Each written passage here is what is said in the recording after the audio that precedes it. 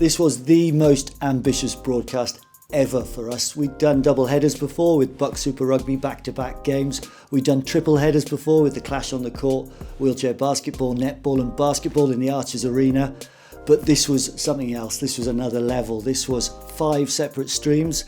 There was 4 live stream matches, and then one stream was our studio show, which was on air all day, jumping across to roving reporters, multiple locations all over campus.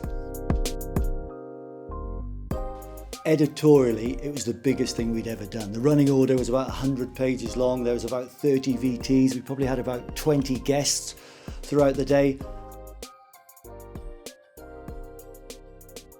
Croeso a welcome back to the studio.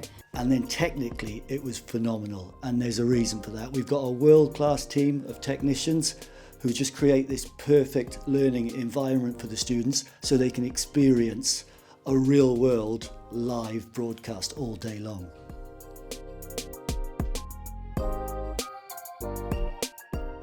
This has been months in the planning. On the day itself, we had 11 cameras in total. 2 of those were in our studio, up and running, directly attached to our switching infrastructure. We had 3 permanently located at our basketball venue, one of which was on a monkey tower, giving us the elevation. 2 others were pitchside cameras. We had 2 at football. Lucky that we've got a football gantry. We've also got a rugby gantry. So 2 of the football cameras were moved across to rugby later in the day. But of course, just to give us that live Sky Sports feel, we had 4 cameras, each with live view packs, roving around campus, catching interviews, catching moments with the students.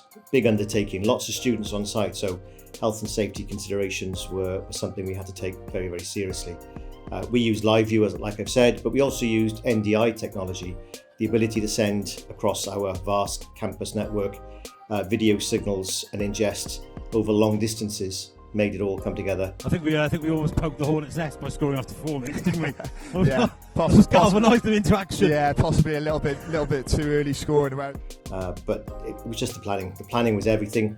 If we hadn't have put the legwork in and worked with the Students' Union and worked with campus services, none of that would have been possible. Ever since we started this course back in 2017, I've wanted us to have a show just like this, a bit like Grandstand or Soccer Saturday, where you're on air all day. There's a Sky Sports style graphic around the screen, there's breaking news along the ticker at the bottom, there's latest results, there's live crosses over to reporters, there's everything that you get from the excitement and the unpredictability of a live broadcast. That's what we did.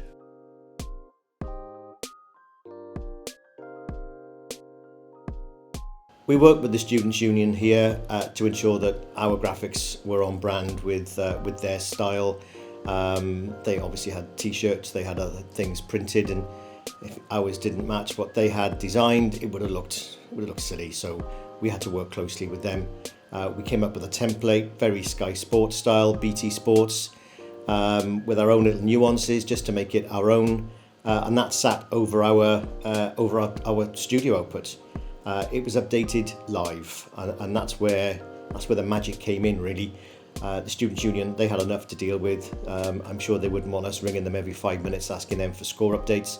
So we built a system whereby there was a single point of data entry.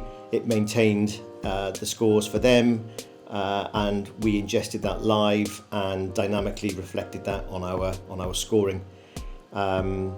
It was all joined up, and that was the beauty of it. It was quite simple. It was very elegant, and that takes away the pressure from us having to chase people for updates. Takes the pressure away from the Students' Union because they could manage it. We gave them a system by which they could manage it themselves, and bringing all of that together actually made it simple, elegant, I think is the word. And we've all seen the results. It looks really classy, and I'm very pleased with it. I am joined in studio now with the first victors of today. I'm pleased to say both Ed and Kelsey have led our Cardiff Met cricket team to victories against the University of Bath. Guys, you must be thrilled with that. Yeah, so basically we started off the day with a 1-hour build-up show inside our studio. It was filled with VTs, live crosses to reporters. It really gave everyone watching a great sense of the atmosphere here on campus. And we had people in and out of the studio throughout that hour as well. For example, we started off with the cricket team actually. They were our first victors of the day, so of course we were going to have them in studio with us. And they were great to talk to, and again, really give everyone watching that sense of the atmosphere that people were experiencing at Cardiff Met and the occasion itself. So my role was a roaming reporter for the first part of the day, and I was assigned to the fan zone, so it was a little bit hectic, a little bit hairy at times, but it was my role to line up people to talk to throughout the day. So that included the SU CEO, Will Fuller, to talk about the day's operations and all the planning that went into it. And then we did have an interview lined up with Archie the Archer, the university mascot. However, he was slightly busy at the time when we came to do the interview, so we had to think on our feet, those who were out roaming reporting, and we were able to get hold of one of the bar staff and ask them what it's like serving the students, how the students are enjoying the day. Now, down in said fan zone, I believe Kian Tukey has caught up with an old friend of his from his training camp days, Archie the Archer. And I've finally been able to track down Archie the Archer. Archie, what are you thinking of today? And then in the final hour, we were able to get hold of Archie Archer from his busy schedule, and we got the interview done and worked into the running order.